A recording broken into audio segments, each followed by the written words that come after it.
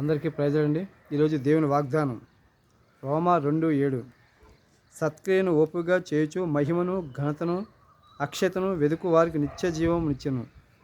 రోమా 2:7 పరిశుద్ధాత్మ దేవుడు ఈరోజు మనతో మాట్లాడుతున్న వాక్యం ఏంటంటే, రమేష్ అనే ఒక వ్యక్తి ఉన్నాడండి. అతను తన చర్చికి వెళ్తూ ఉంటాడు ప్రతి ఆదివారం. చర్చికి వెళ్తున్నప్పుడు ఒక గుంటలో అతను కాలు జారి పడిపోతాడండి. జారి పడిపోయినప్పుడు మళ్ళీ ఇంటికి వెళ్ళి స్నానం చేసి కొత్త బట్టలు ధరించి మళ్ళీ తిరిగి ప్రయాణం చర్చికి వస్తూ ఉంటాడు. మళ్ళీ అనుకోకుండా అదే ప్లేస్కి వచ్చినప్పుడు గుంటలో మళ్ళీ ఎవరు చూసేసినట్టు అవుతుందండి. అదే గుంటలోకి మళ్ళీ పడిపోతాడండి. మళ్ళీ అయ్యో అని చెప్పి మళ్ళీ ఇంటికి వెళ్ళి స్నానం చేసి బట్టలు మార్చి మళ్ళీ యథావిధంగా తన చర్చికి ఆదివారం మళ్ళీ తన చర్చికి వస్తున్నప్పుడు మళ్ళీ అదే గుంటకు వచ్చేటప్పటికి ఒక వ్యక్తి అక్కడ ఉంటాడు. ఉండి ఆ వ్యక్తి ఆ గుంటలో పడిపోకుండా చెయ్యి పట్టుకుని అతను నడిపిస్తాడండి. నడిపించి చర్చికి తీసుకెళ్తాడు. చర్చి లోపలికి వెళ్తున్నప్పుడు ఆ వ్యక్తితో, ఈ రమేష్ అనే వ్యక్తి, అన్న నువ్వు కూడా లోపలికి రండి అన్న అని చెప్పినప్పుడు అతను చెప్తాడు, నేను లోపలికి రాను అంటే, ఎందుకు రారు అంటే, నేను అపవాదిని అని చెప్తాడు.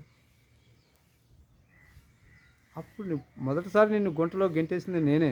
నువ్వు ఇంటికి వెళ్ళి స్నానం చేసి బట్టలు మార్చుకొని వచ్చావు. నేను రావేమో ఇక చర్చికి అని చెప్పి అనుకున్నాను. నువ్వు మొదటిసారి వచ్చినప్పుడు నీ పాపాలు క్షమించబడ్డాయి. రెండోసారి కూడా నేను మళ్ళీ గుంటలో గెంటేశాను. రెండోసారి కూడా నువ్వు మళ్ళీ బట్టలు మార్చుకొని మళ్ళీ వచ్చేసావు చర్చికి. వచ్చినప్పుడు నీ కుటుంబంలో ఉన్న ప్రతి ఒక్కరి పాపాలను కూడా క్షమించాడు యేసయ్య. ఇప్పుడు మూడోసారి కూడా నువ్వు మళ్ళీ గుంటలో పడకుండా నేను ఎందుకు కాపాడంటే, లేకపోతే ఊరి జనాన్ని కూడా యేసయ్య క్షమించేస్తాడు. అందుకోసం నేను క్షేమంగా తీసుకొచ్చి చర్చిలో పంపించాను. ఈ ఊరి జనం క్షమించబడ్డ నాకు ఇష్టం లేదు అని చెప్పి యేసయ్యతో అతను ఆ రమేష్ అనే వ్యక్తితో చెప్తాడు.